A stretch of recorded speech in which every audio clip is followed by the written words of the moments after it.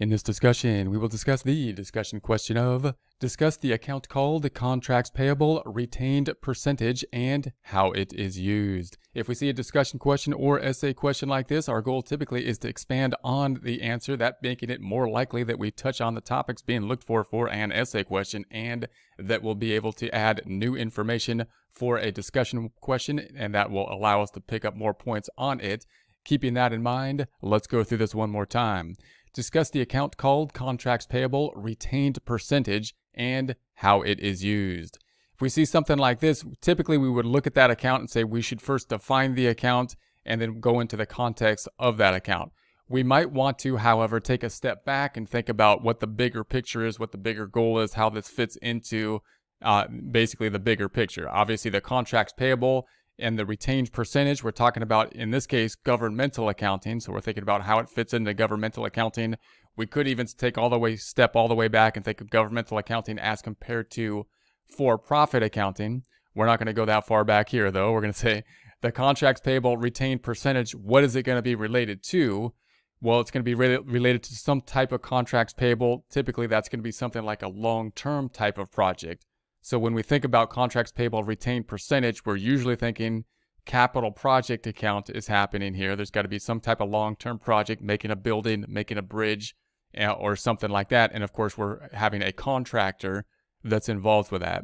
Whenever we think about basically a long-term project, making a building or something like that, we want to think of basically three types of funds that may be involved. And I would always think about basically two sides of things when we think about recording anything.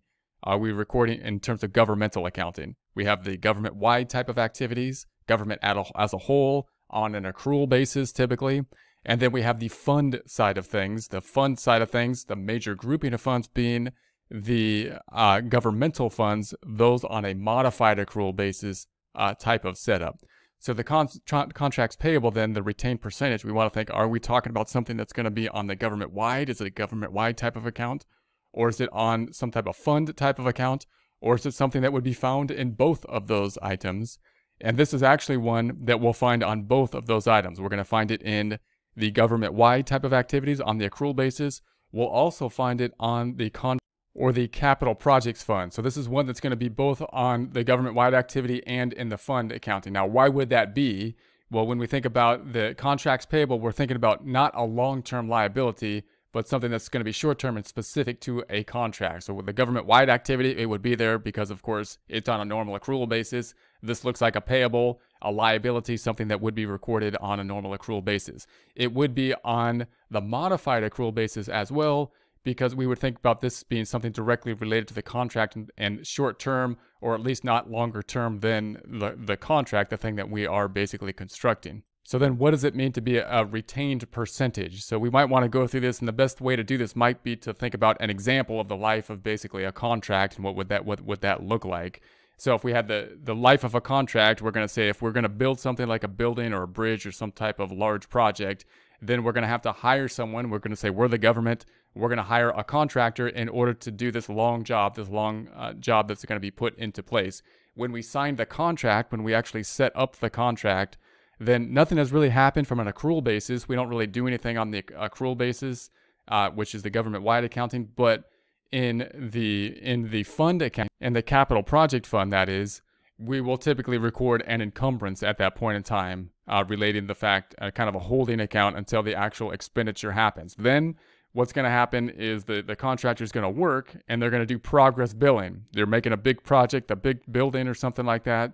We're going to pay them as they go because it's a long project. We're going to pay them as they go through the construction of the building. As they do so, they bill us. When they bill us, what's going to happen on the government-wide activity is what we would expect. We're going to say that we have a work in process account. It's not an expense. We're going to debit work in process, an asset, because we're making a building, which we're eventually going to capitalize as an asset.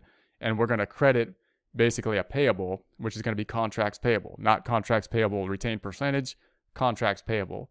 If we think about the other side, the fund accounting side, the capital project side, similar type of transaction, but we're not going to debit the work in process because it's a long-term assets and we're on a modified accrual basis. We're going to debit some type of expenditure, but we're still going to credit contracts payable, not contracts payable retained percentage, contracts payable because it's a short-term liability, not typically a long-term liability.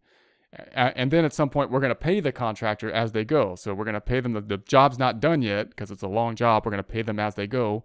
When we make the payment, then we're gonna debit cash. We're going to credit contracts payable, but we're going to retain part of it. And that's going to be where this comes into play. We're not going to give all the money, even though they've already earned it, even though they've completed that portion of the building. We're going to retain or keep part of it.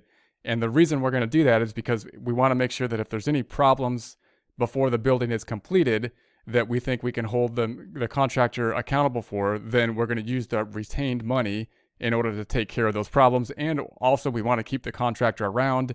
And if they've done work that they haven't been paid for yet, they're more likely to keep doing the work until the end of the job. So we're going to say, hey, we know you've earned this money. You've done the first 4 floors and you got like 10 more to go. And so we owe you this money right here, but we're going to retain it in case there's any problems and just to keep you around until you finish the job. Then we'll give you the rest of the money as well as the part that we have retained. That's going to be the typical process. We will do that both in the government-wide activities, meaning we're going to credit cash, debit the contracts payable for the full amount that's due up until that point. But we're also going to debit or credit the contracts payable retained percentage for the portion that we're going to retain. So we're taking the full contracts payable off the books, but we're crediting part of it to contracts payable now retained percentage. And then we're going to debit the cash, which is the difference between the payable that we had minus the amount that we retained. We'll do that both in the government-wide activities, and we'll do basically the same transaction on the fund accounting in the capital project fund, because basically the same things are happening on the modified accrual basis. Cash is cash. It's still doing the same thing. Both the contracts payable and the contracts payable retained percentage are on the books in the modified accrual because they're going to be short-term type of accounts, and so they'll still be there, same type of transaction. Then, of course, at the end of the job, we'll pay off everything at that point in time. We'll pay off both whatever contract payable is still outstanding as well as the retained percentage. And again, that'll be both in the government-wide activity, it'll reflect that showing, and in the fund activity, the capital project fund.